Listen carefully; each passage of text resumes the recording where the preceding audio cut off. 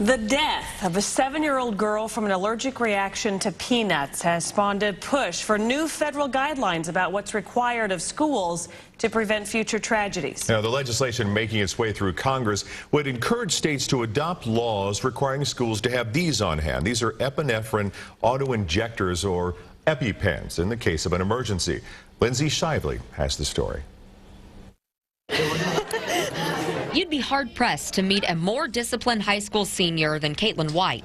Just a little bite will send me over the edge. Caitlin attends Bishop Miege High School. She is vigilant about her diet, doesn't even eat at restaurants because for Caitlin, one wrong bite. I could be gone within a couple hours. Caitlin's allergist diagnosed her with severe food allergies. Her entire life has been full of careful planning and a long list of food products she must avoid. Milk, any milk byproduct, egg, fish, penicillin. I'm sensitive to soy and sensitive to orange.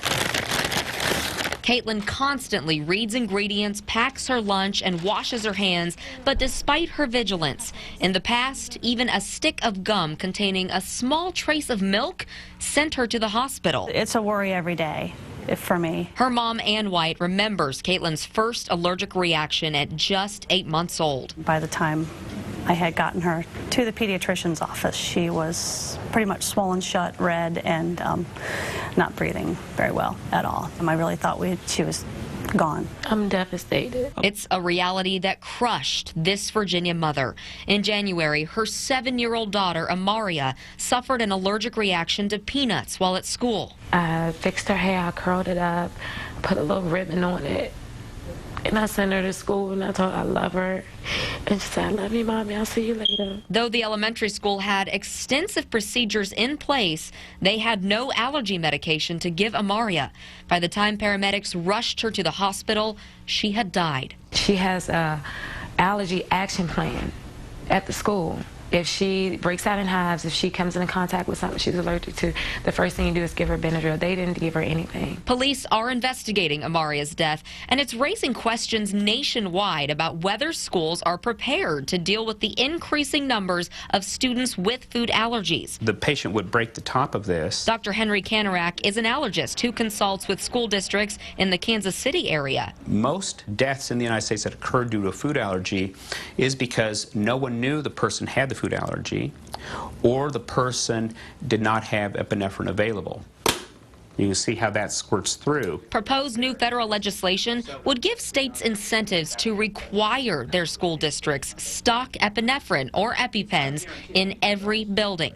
Right now, many students and families provide their own. I have 2 personally, but we have a couple more at the house in case I lost those, and I wanted my backpack in one at the nurse's office. Caitlin's supply of EpiPens are her lifeline. A shot of epinephrine is needed to stop her anaphylactic reaction, which often results in the life-threatening swelling of her throat. Dozens of people, from friends to teachers, are trained to use EpiPens, and though Caitlin has by far the most severe food allergy at her school, she's not the only one who needs the medication. I have 8 sets. The parents are providing this right now. Caitlin's school nurse Maura Peterson says Bishop Miege does not keep an emergency EpiPen in stock available for any student to use. Kansas and Missouri both have laws allowing but not requiring school districts keep epinephrine in stock. Still, several school districts do have epinephrine available, like Liberty, Hickman Mills, and Olathe, where just this school year, 6 students needed epinephrine. But several don't keep it in stock, like Grain Valley, Piper, and Kansas City, Kansas, where there aren't nurses in every building, and there just isn't the budget for it. So who's going to do this? The administrative secretary, the principal, the janitor, the school, the classroom teacher. So that's always been a big debate. All the while, anaphylactic food allergies are growing. Peanut allergies are the most common. And over the last 20 years, the numbers have increased tenfold. I could die. It is still a different life than most of us will ever know. Even Caitlin admits there are things she'd like to try. Cheese pizza and anything chocolate. And that her life will be as normal as it can be. Now that she's going away to college, I'm back on high alert. And with severe food allergies like Caitlin's, they always will be. Lindsay Shively, 41 Action News. together. Now, Dr. Kanarek says it's extremely important to obtain the correct diagnosis, set up a plan to control your child's allergies, and make sure that your child carries the epinephrine at all times if necessary. You can find online links to food allergy resources at kshb.com under health. And tomorrow morning, hear from a researcher who's using light to make food safer for people with food allergies, especially those with allergic reactions to peanuts. That's at 6 a.m. right here on 41 Action News. All right, an important weather update now.